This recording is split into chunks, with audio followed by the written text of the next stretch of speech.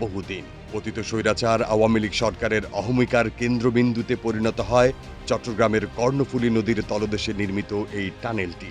গেল নির্বাচনের আগে তাড়াহুড়া করে উদ্বোধন করা হয় 10,000 কোটিরও বেশি টাকা ব্যয়ে নির্মিত এই প্রকল্পটি।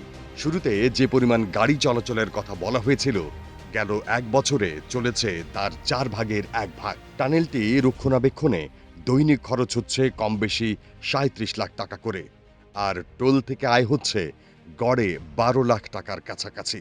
আয়ের চেয়ে ব্যয় দ্বিগুণেরও বেশি। ফলে প্রকল্পের প্রয়োজনীয়তা নিয়েই প্রশ্ন উঠেছে।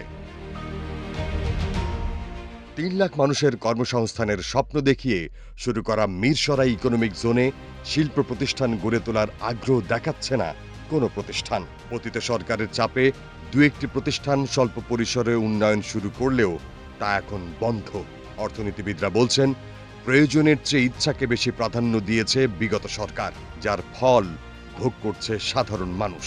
ছোট বড় এমন অসংখ্য প্রকল্প আছে যা শুধু লোক দেখানো আর লুটপাটের জন্যই নিয়েছিল আওয়ামী লীগ সরকার। অর্থনীতিবিদরা বলছেন, শুধু পতিত সরকারের শীর্ষ কর্তারাই নয়, এসব অপ্রয়োজনীয় প্রকল্পের সঙ্গে জড়িতদেরকেও আনতে হবে বিচারের আওতায়।